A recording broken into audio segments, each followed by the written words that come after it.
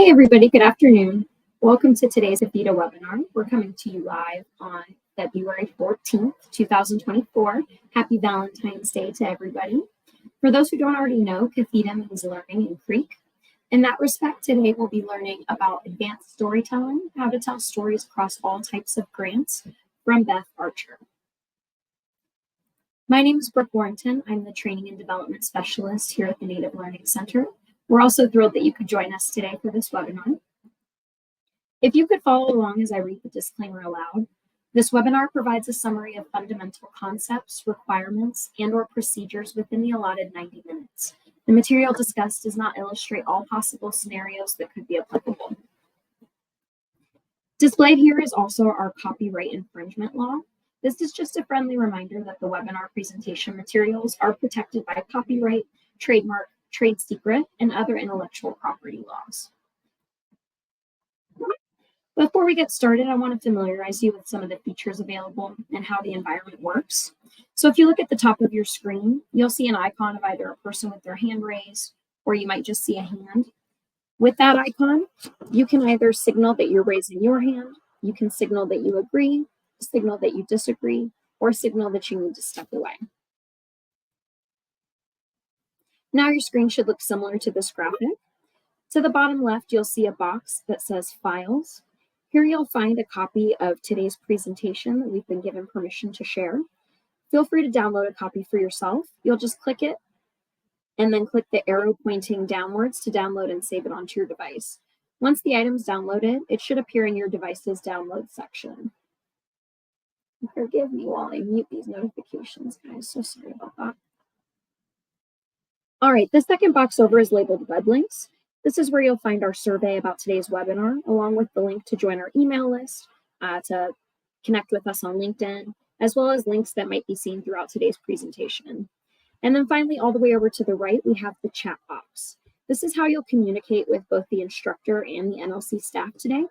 So if you have any questions during the presentation, feel free to send them into the chat box. You'll just type your message and hit enter, or click the up arrow icon button to submit. We do, of course, encourage class participation and questions, so feel free to write in on the chat box.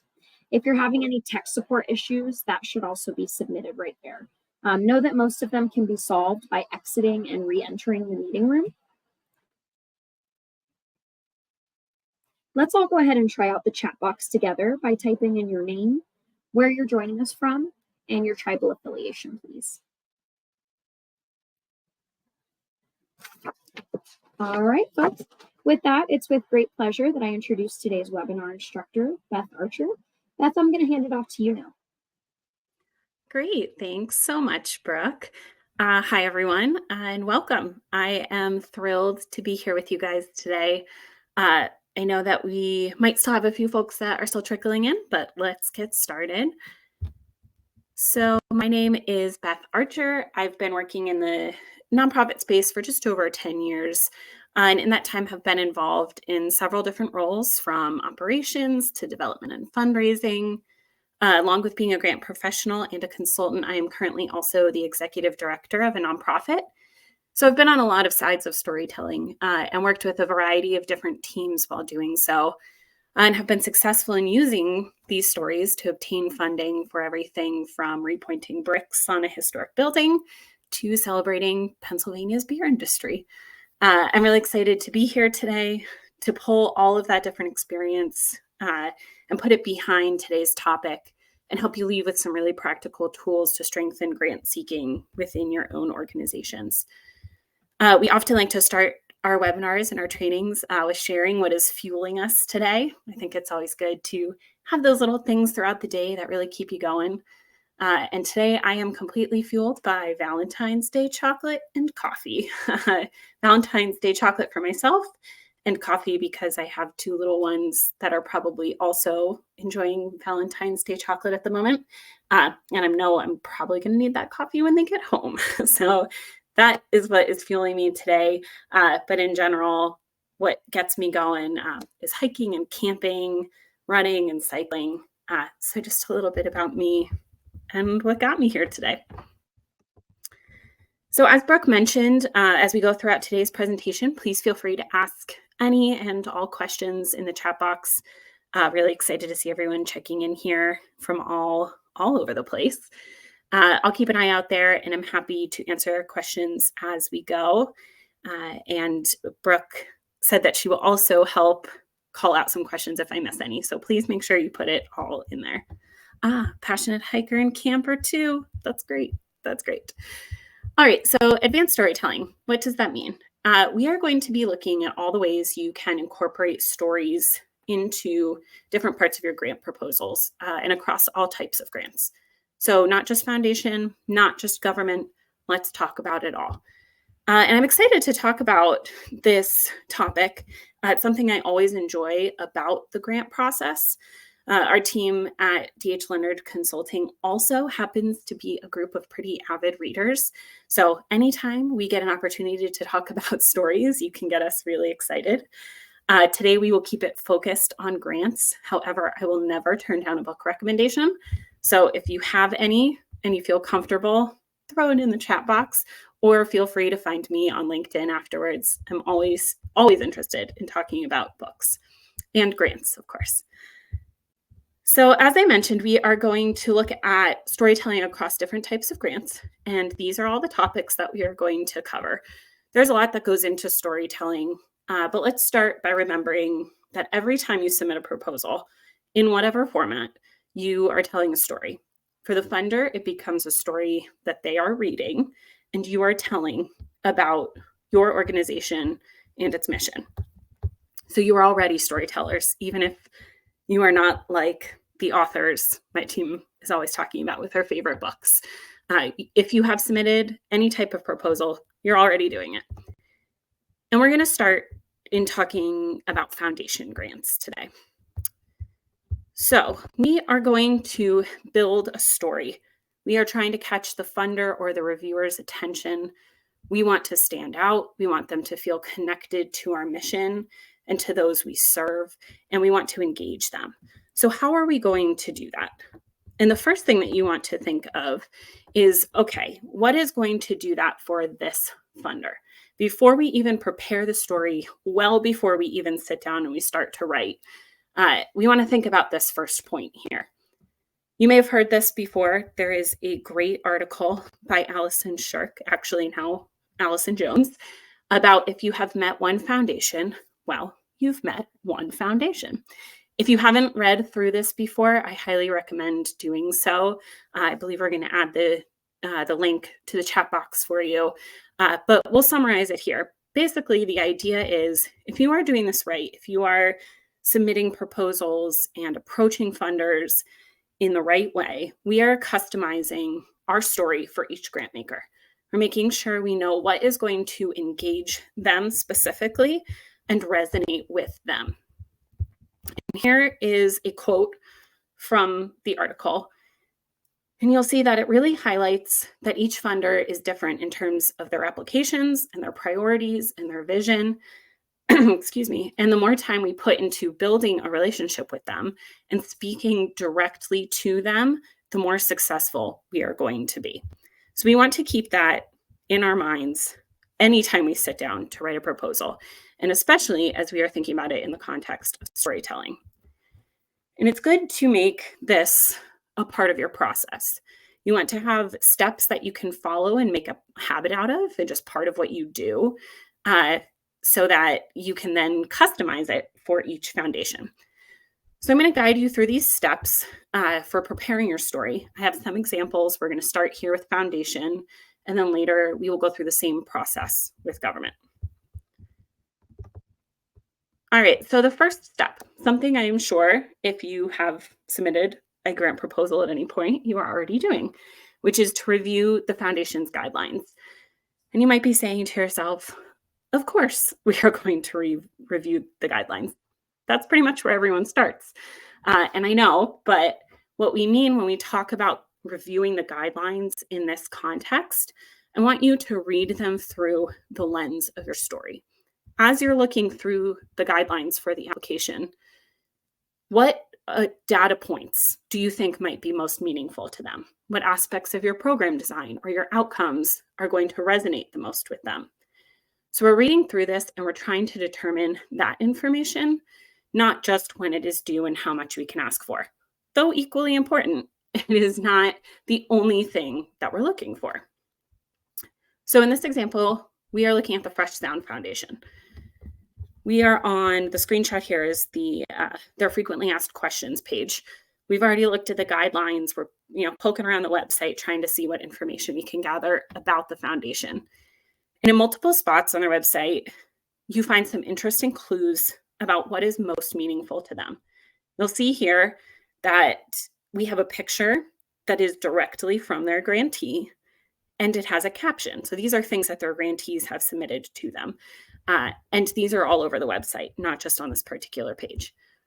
And in this picture, you see students hanging out of a boat, looking down at the St. Lawrence River, participating in a Save the River activity. I know a little bit about the St. Lawrence River, as 2 of my team members live there. So I'm actually familiar with Save the River and everything that they do to provide students to get out on the river and get all of this great STEM experiential learning. But you really see that captured in here. So even if you didn't know that, you can gather a lot from this picture. And you're seeing this throughout the website. So you can gather that they are very interested in the individuals who are served through their grant making. You're looking at pictures of the individuals right here. So now let's go to our second example. This is from the Mother Cabrini Health Foundation. It's a huge foundation in New York State. And they are newer, especially compared to some of the family foundations who have been awarding grants for decades. But though they have been growing for a while, at the beginning, you really couldn't find much information on their website. And this is a perfect example of that. In this screenshot, you see it's very factual, not a lot of graphics. We don't have any of those pictures. We're not seeing their grants in action, but you can see that there is a strong focus in all of their language on serving low-income individuals and meeting healthcare needs throughout New York. So again, we're gathering that information by looking at the foundation. We have 2 very different foundations now on what might be meaningful to them as we think about telling their story. So the next step, we are going to review the actual application structure. So in the first example, this goes back to the Fresh Sound Foundation. And if we're thinking about how we're going to tell our story, free-flowing narrative. There is a 5-page maximum, but it's a free-flowing narrative. And they are giving us some specific questions and points to touch on, but there are no character counts. There are no small boxes.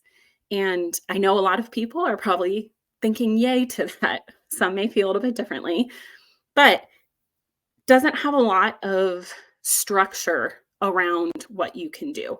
Maybe that's going to be a little bit easier to incorporate things like stories when you have like this free-flowing narrative. Now, if anyone didn't want to see the 5-page narrative, you can guess that probably our other example with the Mother Cabrini Health Foundation, we're looking at something totally different, and it is character counted portal. Maybe you like this better. I actually do sometimes. I think it makes it very clear the information that you need to provide, where you need to provide it, how you need to provide it. But it is chunky.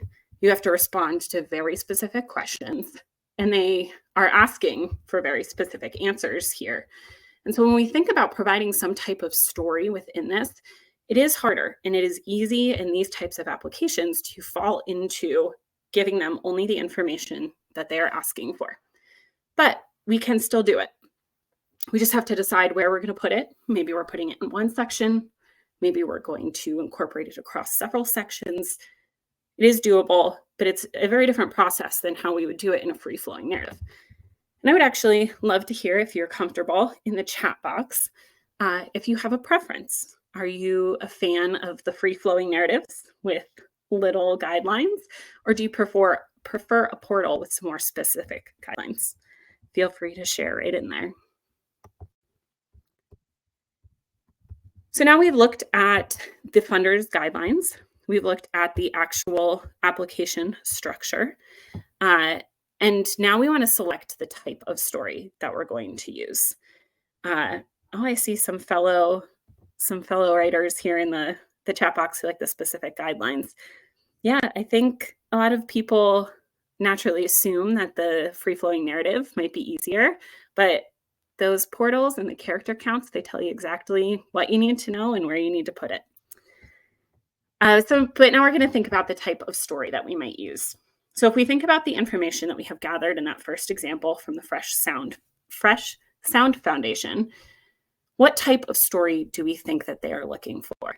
Remember, we saw a lot of pictures of the individuals who are being served by their grants.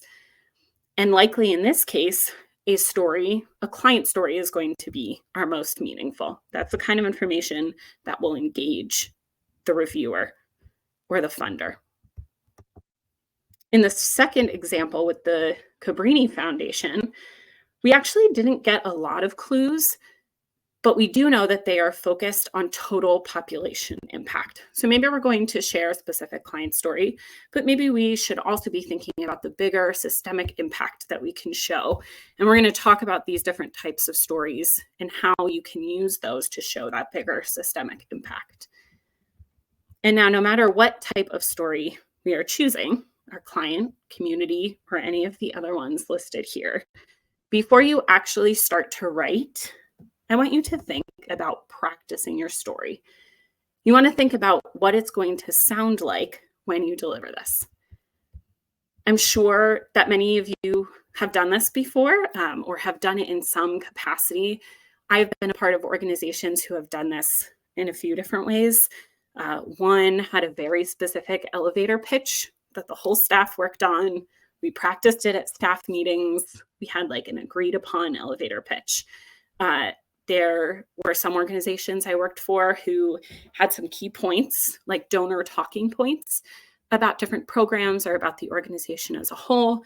Or maybe you're part of an organization who doesn't do this regularly, doesn't think about how you talk about your organization and not just the facts about your organization, but tell the story of what your organization and your programs and your services actually do. So our team actually practiced a few months ago as part of a learning exercise. And as consultants, we had several clients to choose from. We each got 1 minute on the clock and we practiced an elevator pitch. In the beginning, I mentioned that when I'm not writing grants or talking about grants, I'm also the executive director of a nonprofit. So you'd think I had a little bit of an edge on my colleagues.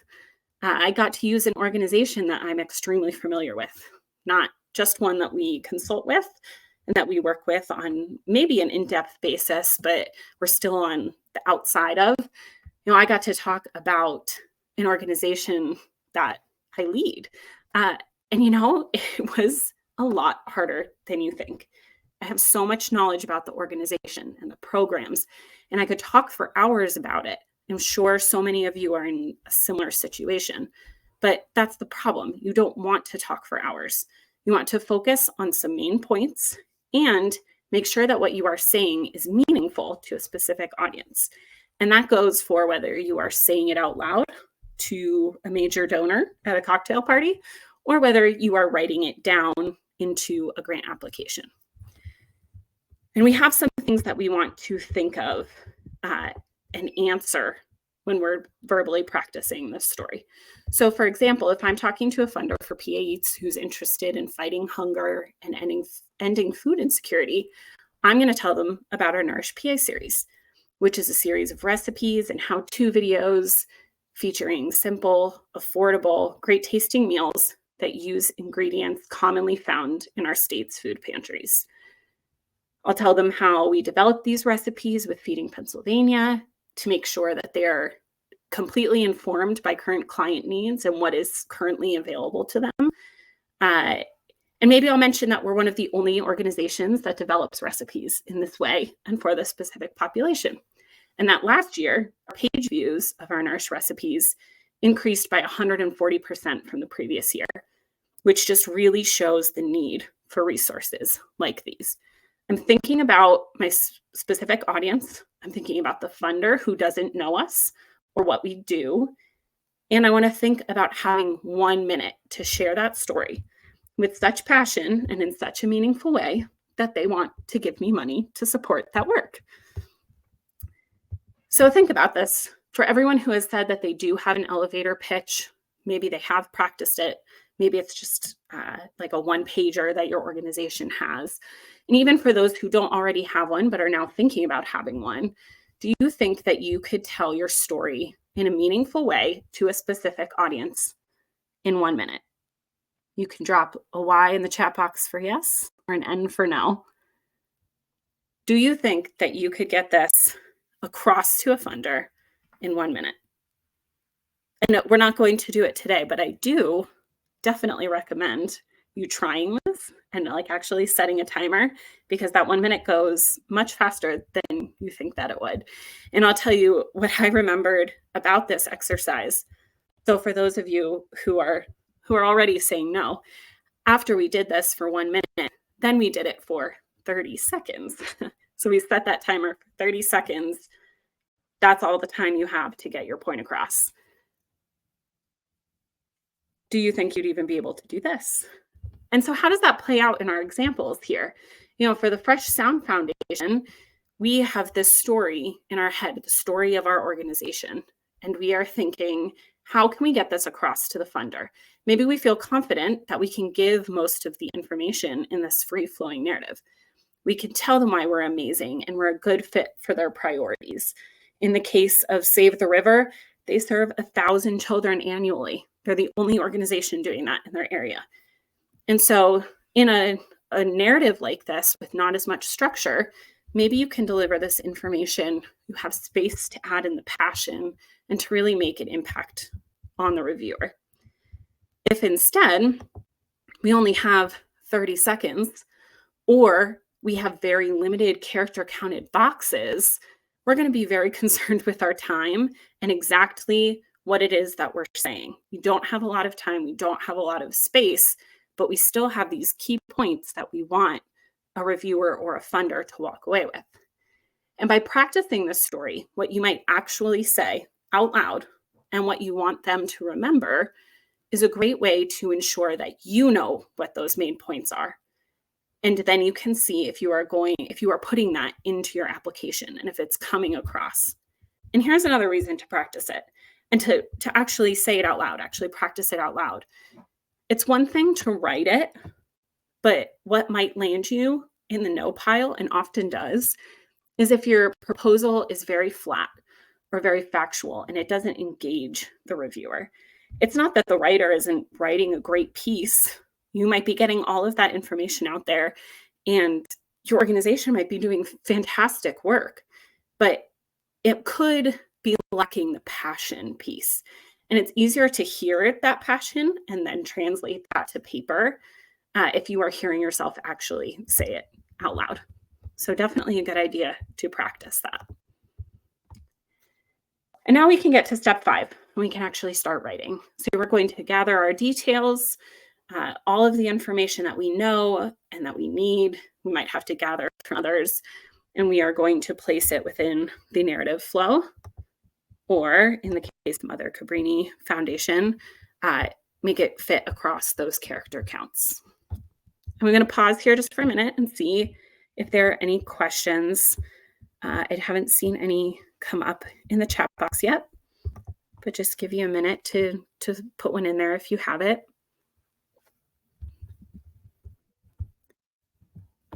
All right, so then moving on, still definitely put a question in there if it comes up, but we're going to keep going.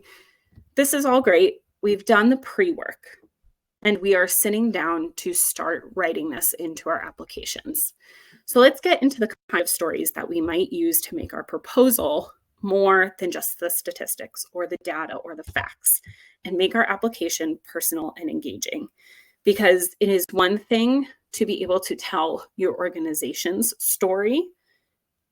You can do that in many ways, and we're going to look at that. These are the different types here that we're going to walk through. And a lot of times the first place that people will go are the client stories. These are from people who are being directly impacted. Maybe it's a story about individuals, maybe it's about a group, maybe it is about animals or the environment. But these are what you would think of as your clients. So first of all, you want to make sure that you have made space in the program evaluation or in your data collection or in some place to gather these stories. You want something compelling and succinct that ties to your impact, but you need to make this a regular process or you're not going to have stories to pull from. And remember, these can come from a lot of places in the organization. You know, it's not just the fundraising professionals who are using them, and it is probably not the fundraising professionals or someone who's sitting down to write a grant that is necessarily the one directly receiving these stories. So I do encourage you to think about if you have one place in your organization where you are collecting client stories, ones that you have permission to use in a grant application, or for any of these uses. Maybe it's going to be on your website or in an annual report.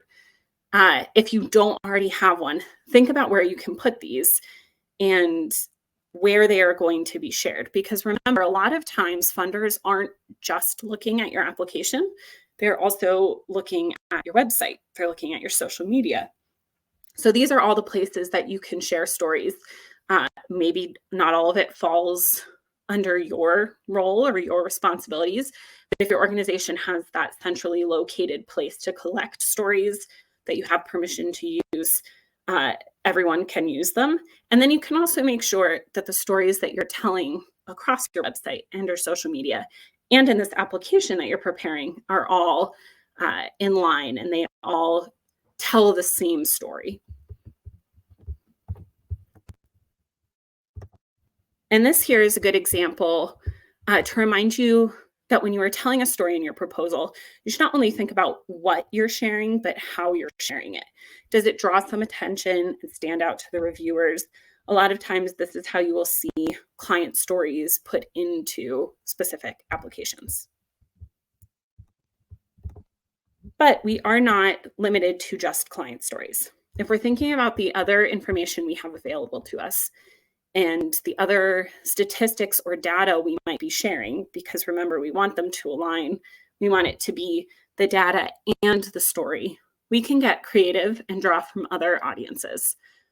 So donors, those can be business supporters, individual donors, other foundations, and also a really wonderful place to get stories about your organization and its work is from volunteers. These individuals might see something amazing about you and about your work that, with permission, of course, you can use as an opportunity to humble brag on yourself. What this does is also sometimes can create healthy peer pressure and can provide motivation for another donor to support you as well. Does a foundation recognize another foundation's name who already supports you? Perhaps you have a community of individual donors who are looking to each other for organizations that they know are doing good work and that they can trust. So this is a great place that you could pull from and include in your applications. You can also use staff stories. These are a really powerful way to tell your story and give your impact a face, especially if client stories aren't an option. And this adds different level of how you are going to collect that information. Again, just because it isn't a client story doesn't mean that you don't want to include it in this centrally located area of stories. You want to continuously be getting these from staff, either through interviews. Maybe you can have something be shared during staff meetings. Perhaps you have photos of staff in action and you can include a quote from them underneath. Just another way that you can show your impact and you can get that story across. And there are also community stories, which is kind of a catch-all for all the other places where you can grab a story that demonstrates your impact or shows what it is that your organization is doing. This is really other stakeholders broadly defined. And we have a nice example of this here with the Watertown Urban Mission. So on their website, they talk a lot about how businesses give and individuals give. the community. They talk about the generosity of all those around them. And if you follow them further, like on their social media, you can see more examples of how they are connecting to other people and organizations in a story that they can use when they're talking about their organization. And this is a true life example right here of a 7th grade student whose essay about the Watertown Urban Mission resulted in a post on social media. And then because of that, because they leveraged that story, a local business decided to contribute a $500 matching gift. So they shared the story of how they got support from someone in their organization or someone from outside their organization, and it encouraged another business to donate to their organization. So while we're being creative and we're engaging the reviewers, when we're talking about stories here, you want to make sure that you're balancing the story with the data. We talked about our proposals being more than just the statistics, but all of that is really important too, right? That's a big part of the process. It's super important. Wherever we decide to put stories, quotes, things from our community, things from our clients, wherever we're deciding to put that, we want to make sure that we are still answering the questions and giving the funder the information they asked for. But we're incorporating that in with the storytelling to also help them feel and remember our organization and our work. Remember, the reviewers on the other side of our applications are people, and we want to connect with them and engage them so that they remember our organization and they trust that the work you're doing is a good investment for their grant. And so here you'll see some places about where in the grant you will use the story. A lot of times you will see it at places like the needs statement. This is typically where we would put client stories, but there really is an opportunity to incorporate it across all the different sections. Maybe in the needs statement, you're sharing about a child who comes into your program needing some tutoring assistance. And again, you can use that specific story about that client, a real participant in your program, and help that demonstrate the need for the funder. But you can put it in a lot of different places. You can put it in the program description. I have seen recently, actually, a foundation ask for a snapshot of what it would look like for a person to go through the program, the proposed program. And what they were looking for was really an answer of, this person comes to us by doing this. Here's some demographic information about them. Here's how they get engaged. This is what it looks like day to day and how our program is set up to address their need. You can also use it in organizational capacity. This is where you can really use some of those donor or community stories to humble brag on your organization. Going back to the example with PA Eats, we have a great quote from Feeding Pennsylvania that we share a lot because not a lot of people know about PA Eats. We're a small organization, Pennsylvania based, but a lot of people have heard of Feeding Pennsylvania or Feeding America. And being able to share that they use our recipes to fill a critical need and they support our programming is a good way to highlight one of the strengths of our organization and make the funder feel more confident supporting us. So it's a small piece, especially if you're in those character counts, something that you can fit into a small character counted box, just that quote from one of our partners that helps demonstrate organizational capacity. And it really is a balancing act. If you have ever had the opportunity to serve as a reviewer, which if you haven't, I recommend taking that opportunity sometime. You've probably come across the well-intentioned story that just went on a little too long and it overshadowed the meat of the proposal. The who, the what, the where, when, all of that stuff is still very important. And we want to make sure that we are balancing that and we are not losing that important information. So how do you balance it? Whether you are looking at a character counted response or a free flowing narrative, one way that you can do this is to actually look at it visually. Make sure that your story isn't taking up too much of the page. And that's another reason that you want to make the story visually stand out. So you'll see here, again, we went back to one of the examples from earlier where it is very clear where the story begins and ends in this example, in this proposal. And if I were to look at it as a whole, how much space is that taking up? Am I getting so lost in telling the story that now you've lost the idea of what the organization does or what the project is they're proposing? It's good to kind of think of it as a 50-50 rule, that it should be about 50% your story and 50% the like meat of proposal. And this is a really good example, again, of how you can look at it visually. It helps make sure that it stands out, but also helps you make sure that you're not getting lost in the storytelling.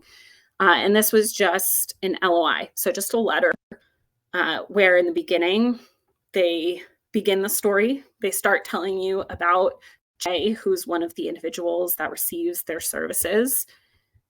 Then they're going to go into more about the organization, about the program, about the request. And at the end, they're going to come back to that story, reference Jay again, and talk about how being involved in this program has impacted his life and what it has done for him. We're giving the funder all the information that they want and that they need to know that we are doing what we say we are as an organization, and we have all of that in place to be good stewards of their money and to be helping the community. But we're also making it very personable and very memorable for them, because now they remember Jay, who was enrolled in the program, and some of the background and what led Jay to engage in their services and the impact those services had on him.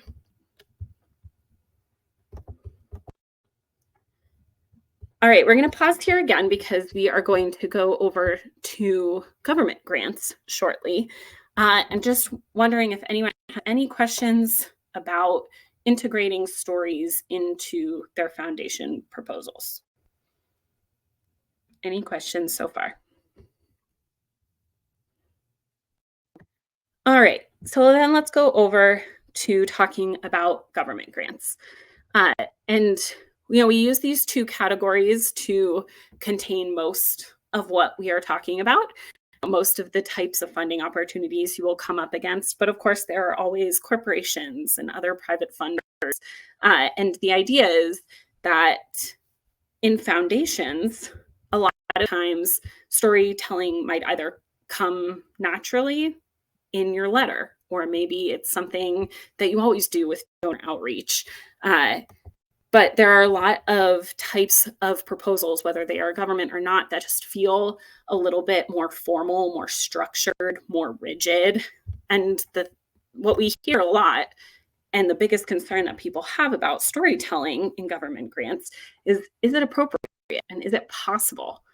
Perhaps it doesn't feel like this is a place to include something like stories. I know the first thing I do when I'm writing a government grant is to sit down with probably the 70+ page RFP and my highlighter, and I'm combing through that large document, making sure I am clear on every guideline, every component, every requirement. And all of that is very important. Do not get me wrong. That is a big part of having a competitive grant and being successful in your applications. But you are still submitting this application to reviewers. There are still humans on the other side of this application who are reading your proposal. So yes, if you are going to be awarded, you need all of the points on that government scoring rubric, but you might not be the only one getting all of those points. So you still need to make sure you are engaging the reviewer. You are painting the picture of the amazing work you and your clients do together, and making sure that they know your organization is the best one for them to invest in and to create the change that we all want to see. So we are going to follow the same steps that we did with the foundation proposal with the government proposal to be able to incorporate storytelling into it, because it is possible and it is appropriate in a lot of times. So just like we did with foundations, the first place we are going to start is with the guidelines. We already talked about that 70+ page RFP or the NOFO or whatever format the official guidelines come in. We know we are going to look through that. And there might be some added information in there about what is most meaningful to this funder. But again, I want to encourage you to look at it through the lens of storytelling. Can you determine what data points might be most meaningful to them? What aspects of your program design or your outcomes are going to resonate with them the most? We've looked at the guidelines. We've talked about that. But here is another example of a place that you can find this information. You don't just have to go right there. You can look at other public information that is available,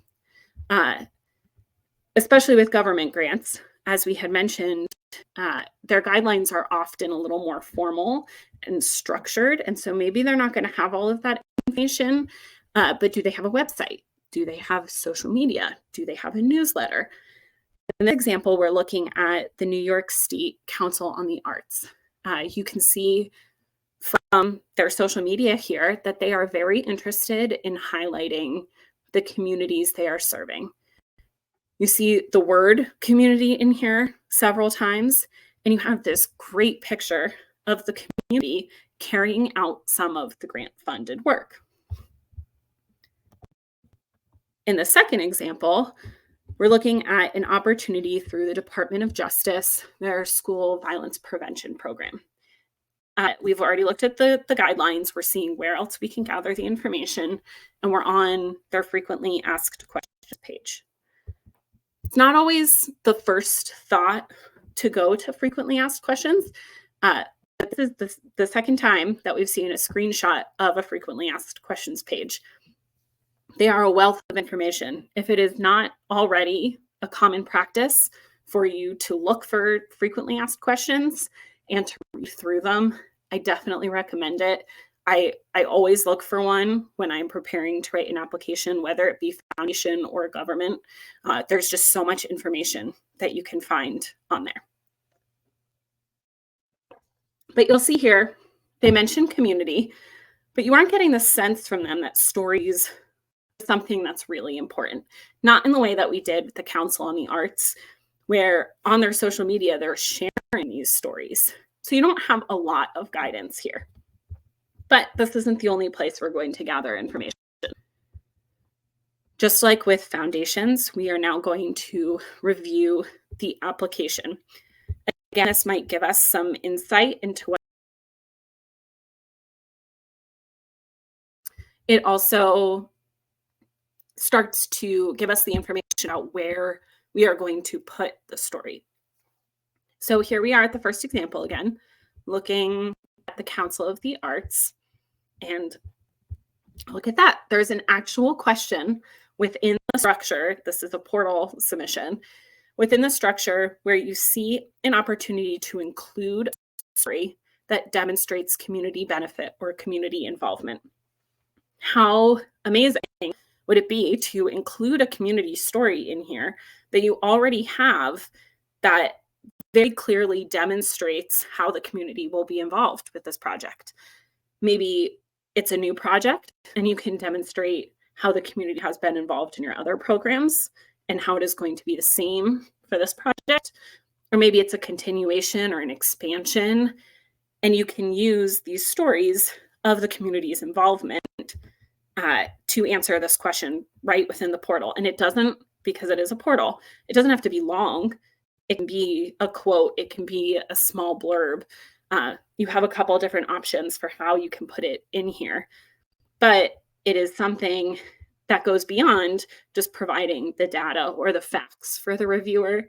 It's something like that story about Jay that the reviewer can remember and can connect to. Now, for the school violence prevention program, they don't necessarily have a specific section for this.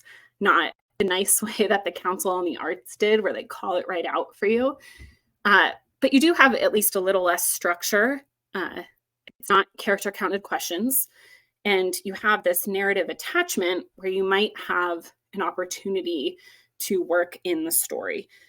So it doesn't have to just be in the main application either. It doesn't have to be just in that main narrative piece or into the portal. You have room within the attachments to incorporate these stories as well.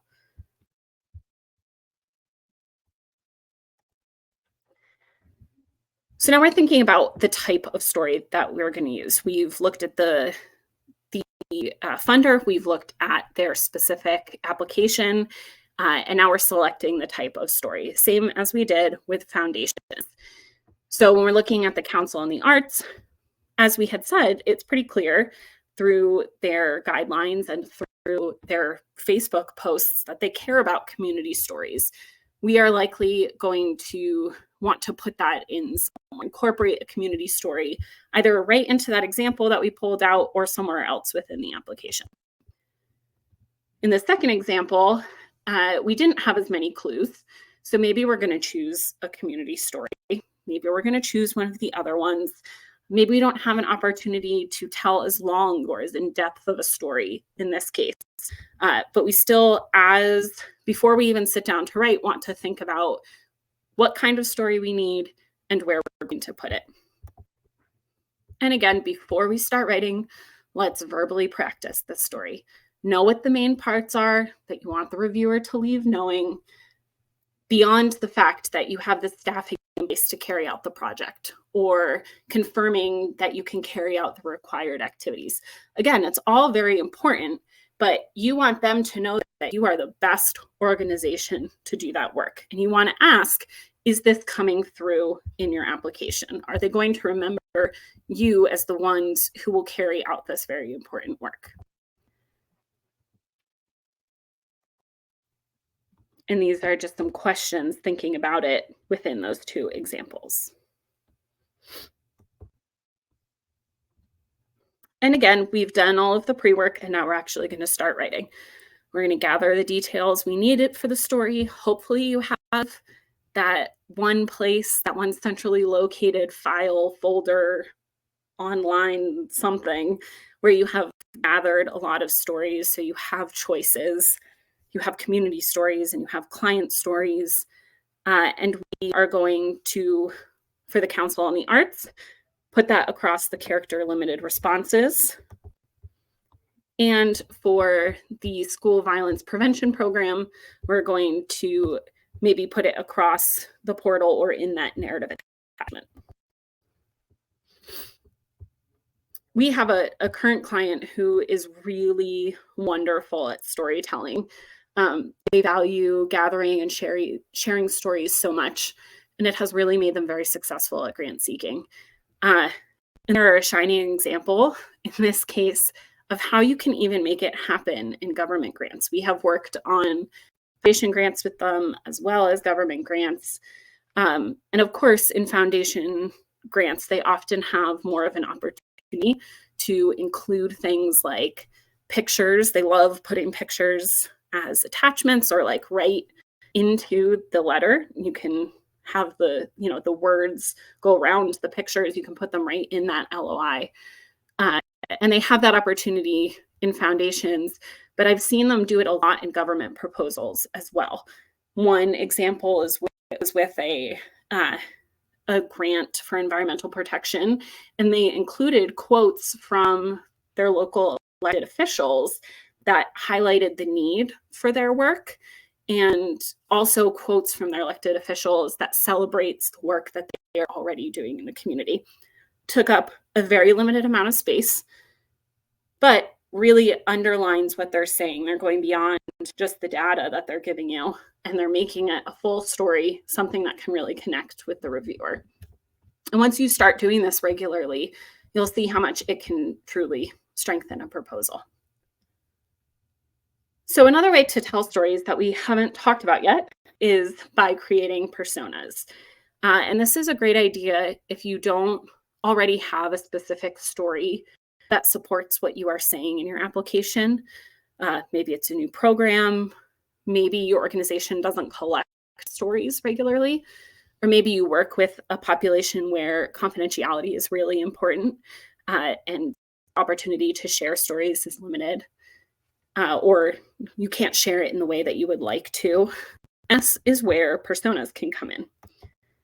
So we're going to talk about creating personas, deciding which ones to use in an application, and then deciding which of those details are key to share. So similar to having a collection of stories at the ready, you can also create a collection of personas. You see marketing professionals do something very similar. In grad school, I worked at a clothing store, a very large, well-known clothing store with a lot of marketing behind it. And there we had personas, we had customers that we talked about and that we thought about when we were making decisions. Similar to that, you want to think about creating client personas to talk about your organization and your work. And you can have a collection of these, again, in that centrally located place, because it isn't often that one persona is going to speak to every funder. And again, we want that to be personalized. We want to speak to them directly. So the more personas that you have, the better. And you just want to give a general sense of who you serve through your organization and through your programs. You want to look at their client demographics. So you're not just making up who this client is. You know, based on the data you have about clients you currently serve, who it is that you are likely going to continue to serve. Or maybe if you're expanding a program, you know the individuals that you are trying to reach. And so that's what you want to think about when creating the client personas. Think about their age, their location, their education, their income. Do you serve, maybe you have some youth services, but maybe you also serve seniors. And so there you're going to have two completely different personas that you're going to talk about. Or maybe within one program, maybe in an individual housing program, the clients that you see range from children to single mothers. And so here we're talking about age, we're talking about income. If they're in a housing program, maybe they fit into a certain percent of low income level, or maybe you're talking about family size. So think about the demographics. You want to be able to explain that. You also want to think about their personal histories, their goals, their needs. When they interact with your organization, what is it that they are looking for? And then, of course, their barriers. Why are they at your program? What do they need from your organization? How do their needs differ from others or from what they go to other places for, to other organizations for, or how those needs change over time?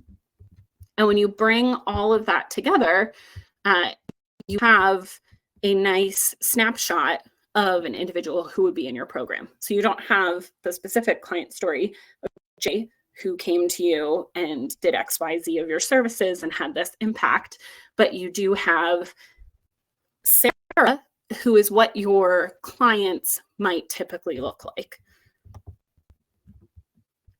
And then, because we are, again, individualizing this, you want to think about what type of client will most resonate with that specific funder. So if we go back to the school violence prevention program, this is a good example of where you could have a persona and you could share a story from the perspective of the parent. Get a nice picture of these are the parents in our school district, as told through the lens of a persona. So it's not an actual parent that receives or is part of your program or receives your services, but it helps paint the picture of who the parents in your district are. And in the case of this project, you want to talk about how this parent is feeling vulnerable with the safety plans at school and the lack of safety plans at the school. You didn't necessarily grab a quote from a parent and put it here, but you've given all the knowledge you have about those you work with and why this project is needed. And you can paint a picture of what this project will look like for them and the impact that you're hoping to have. So you've given some background, you've given their barriers, and it puts a face to it, even when you don't have a face to necessarily share. And here's an example of how you might see this within an application. You'll notice, of course, it is important to label it as something like sample case study. And here they are using this to demonstrate the significance of the project. Again, it's putting a real face to their work. Sometimes, like I had mentioned with one of a foundation I was working with recently, sometimes they might ask for this. Who is a typical program participant? Or what would a day look like for a program participant? They might ask for it, but even if they don't, it's an opportunity for you to connect beyond the data, beyond the statistics. All right, before we go on, are there any questions about personas and developing a persona within your organization? Has anyone ever done this before? You can put a Y in the chat box for yes or an N for no.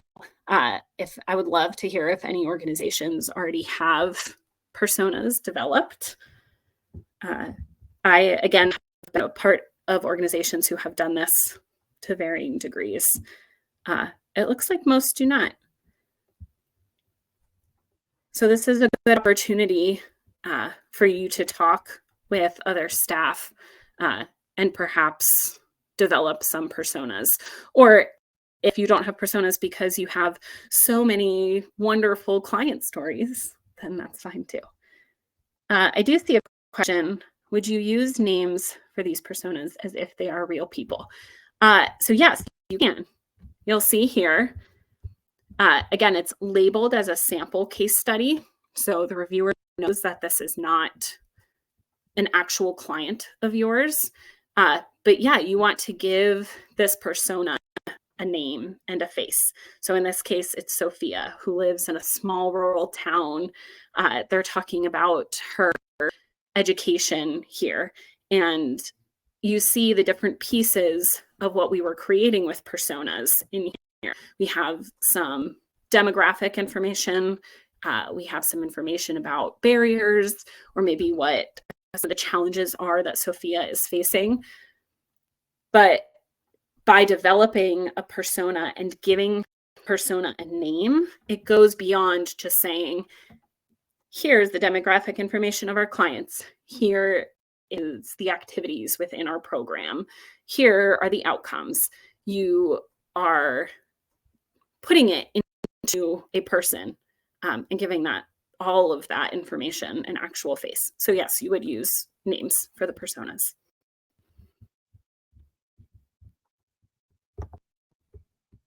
All right, any other questions before we go on about personas?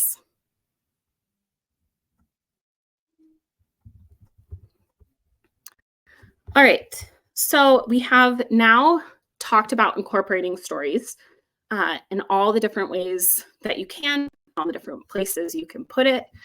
And it's really important that as you approach a finished product, you ensure that the story is consistent across all components. Is the story telling the same thing as the data, as the budget? And this is true whether your application requirements look like this. You'll see here there's only six components. A lot of them are attachments. And so obviously you want consistency here, but sometimes this is what our application looks like. And it's really important to have consistency.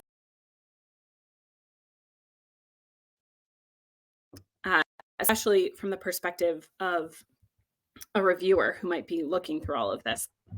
I'm sorry, I'm just going to grab a drink of water really quick.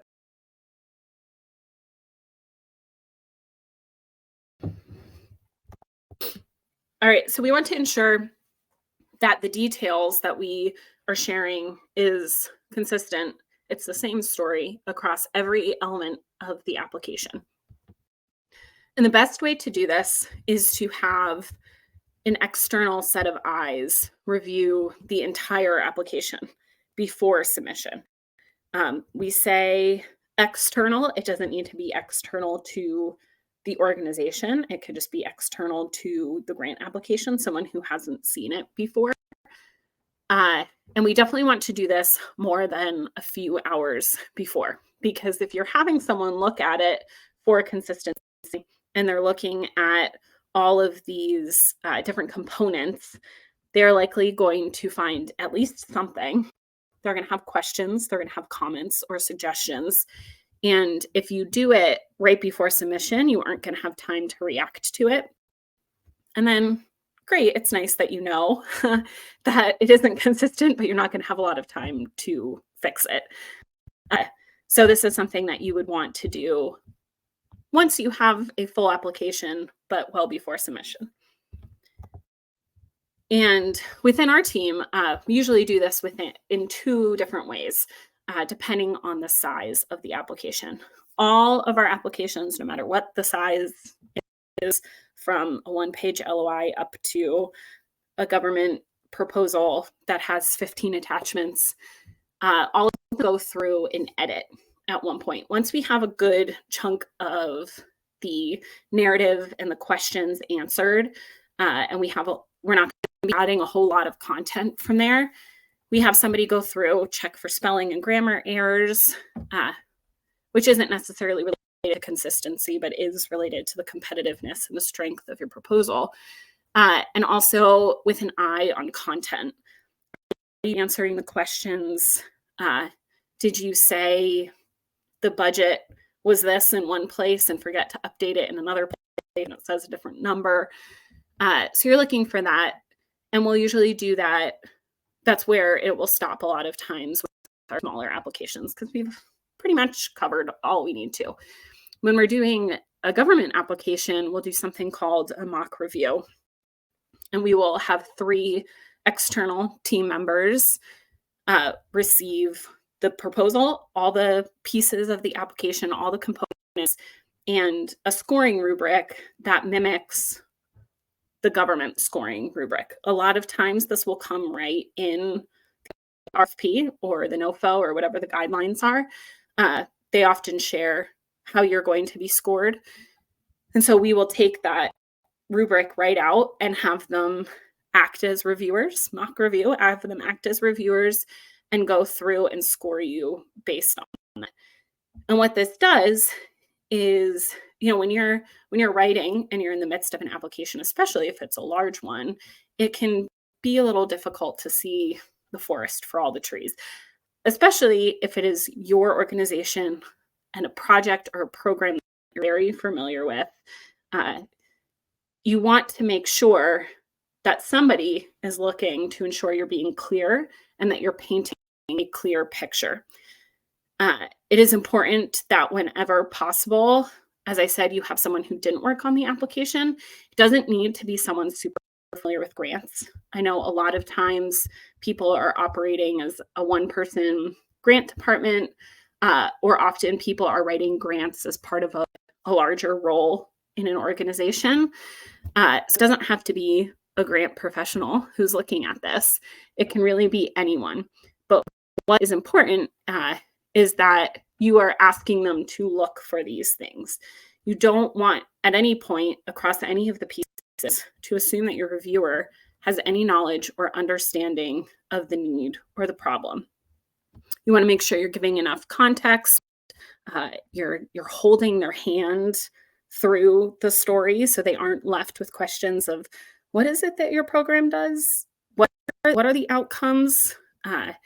And you don't want to leave a trail of clues for them to put together to make that clear picture. And having somebody look at it and pay attention to those things really helps with that. And on the additional piece is that if you did it within the mock review, like scoring rubric that matches the RFP scoring rubric, you know where you stand currently with your score. Now it's not going to exactly translate, but we have found through doing this that oftentimes the score that we receive on a mock review is pretty close to the score that the application actually receives. And it's going to highlight those areas where it is not consistent, where it is not clear, and then you have the time to react. Or it highlights the areas where you're very strong, and if you only have 2 days until submission, you don't have to worry about that section anymore because it's great and you've got all of your points in it. And this is a nice visual of how that using consistency and clarity are key. You know, that first example there, if those are the points you leave for the reviewer, they're not going to be able to put the picture together. They're not going to know what your organization does. And they're going to be left with a lot of questions. I would love to, again, know in the chat box if anyone has ever done a mock review, or if they have this, even if it's not a full mock review, a review process as part of their applications. This is something your organization already does.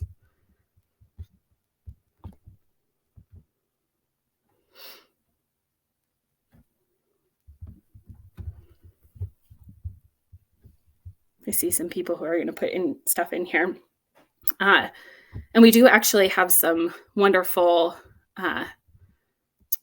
resources on our website about this. See, not within, we had a grant writer review. Yes, a lot of times grant writers, either within the organization or the consultants, will review. I'll tell you that at times when it was just me working on something, my spouse has reviewed some grants before to ensure consistency. Don't always recommend doing that and working from home and working outside hours to have someone else review, but always an option. We don't at this point, but we have been working on a team to do so in the future. That's great. It's also, you know, our company has some what we call friends of the team who just do this for us. This is just how they engage with us. We do it for them when they need someone. They do it for us when we need someone. It's nice. Good, Sally. I'm glad I'm not the only one that has had my spouse review things. So now I would love to open it up to some questions. Any final questions? I do have another point here, but would love to hear from you on the idea of storytelling.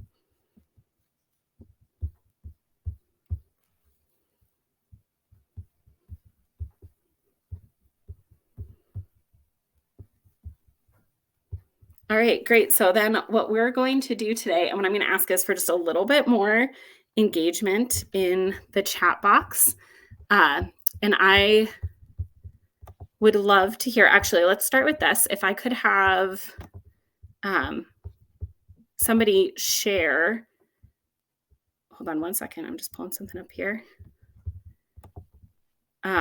Their organization. And if you could please, I know some people have already put this in here, but share organization and let me know if you have done an elevator pitch before.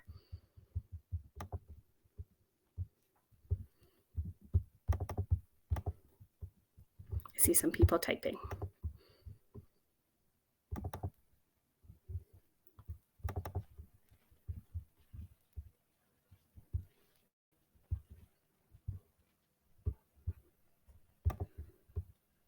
All right, absentee Shawnee Housing Authority, and no, you have not done something before. All right, so what I'm going to ask Susan to do, Susan, if you don't mind, but also I would like to invite you, you can put it into the chat box, or you can just do this on a piece of paper you have next to, or in a document on your computer. What I would like you to do is give me a little bit of a snapshot of your organization and your project, like 2 sentences. Let's try that.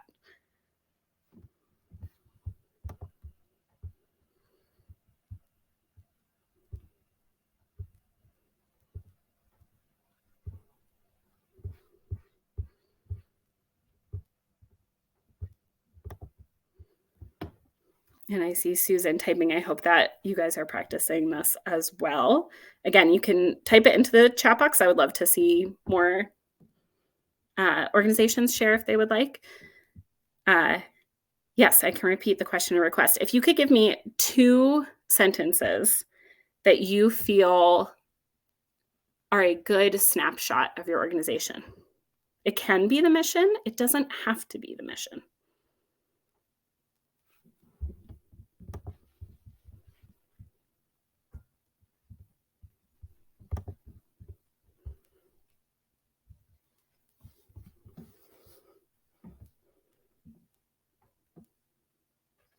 And Susan, thank you so much for participating. I appreciate this.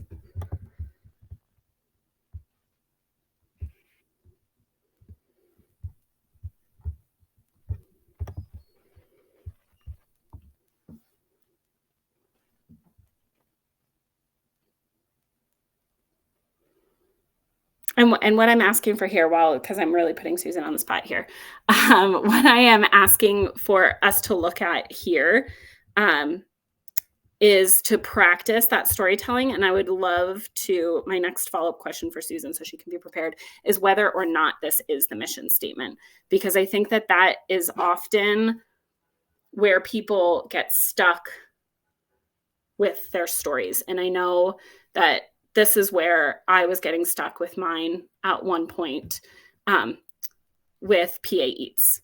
Our organization does so much. We have this nice, beautiful mission statement, but we want to think about the specific funder. So let's see. Susan said we provide low-cost housing, rental, and home ownership to Native American families. We also provide program resources for homelessness and self-determination. Thank you for sharing, Susan. Last question, and then you're off the hook. Is this your mission statement, or do you have a separate mission statement?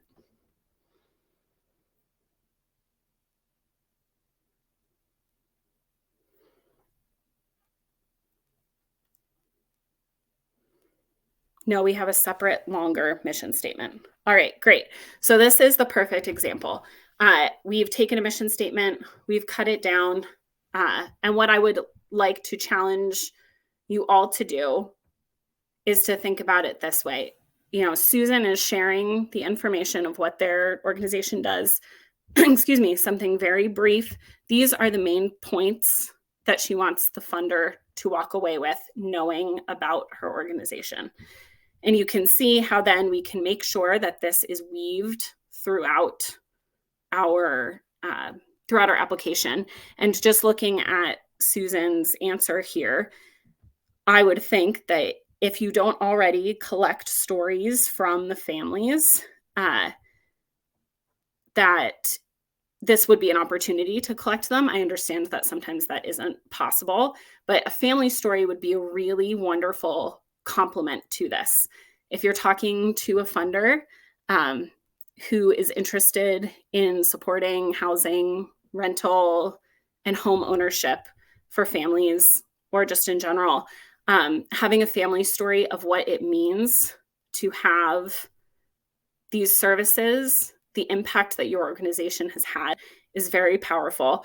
This is a great example also because it doesn't just have to be a client story. Susan, this is a great opportunity for you to have a persona of the Native American families that you serve.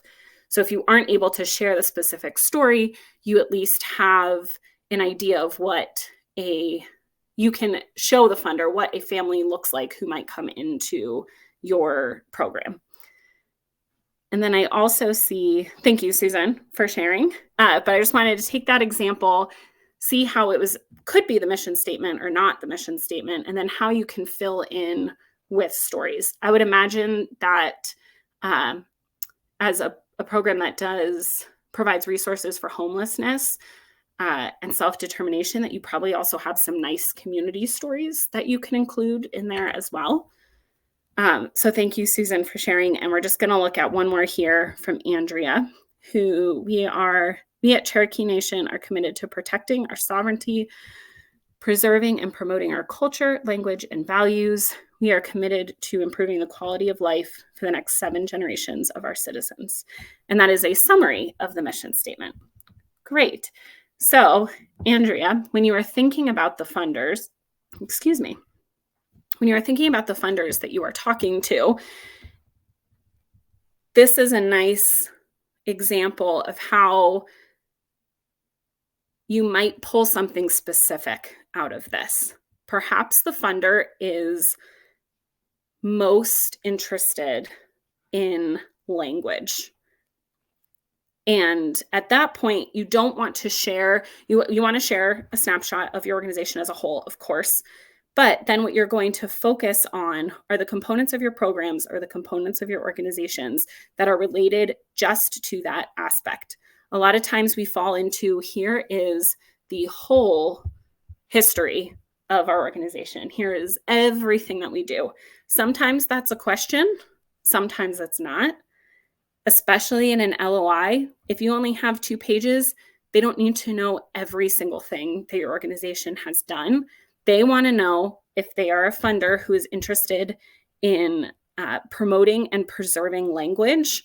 They want to know how your organization does that specific thing. So that's why we're practicing. That's why we are thinking about where it could fit and how it could fit, and why we're actually saying some of this out loud, so we know what those key points are, and it's not the same for every funder. All right. All right, we do have a couple minutes left, but I just want to thank everyone for your time today. It's been great having you all. Thank you to those who participated in the chat box. I appreciate the participation. Leave it for any final questions, but we do also have my information here. So please find me on LinkedIn or find TH Leonard Consulting on social media. And sorry, on this last one here is also my email. Please feel free to reach out at any time with any questions or to stay connected. My information is here for you to use. Oh, wow. Thank you so much, Beth. That was an incredible presentation. I especially loved listening to you work through these various mission statements and mission statement summaries in the chat. That was awesome. I'm going to go ahead and launch the feedback survey to everybody. And of course, send any comments or questions that you have in the chat while Beth is still on. We'd appreciate it if you took a moment to complete the survey. That helps us know more of what's working and maybe lets us know of anything that's needing some tweaking for the future. We do invite you to be as candid as you would like because it is an anonymous survey. We hope that you can join us for our next webinar. That's actually going to be tomorrow on February 15th.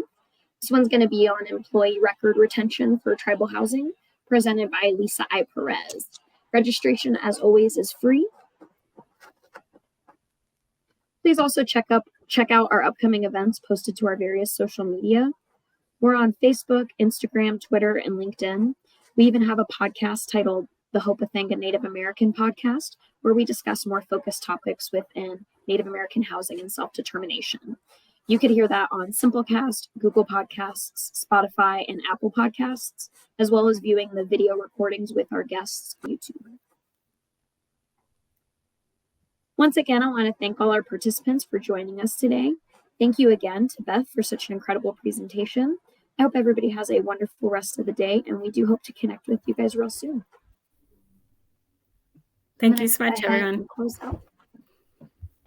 All right, folks.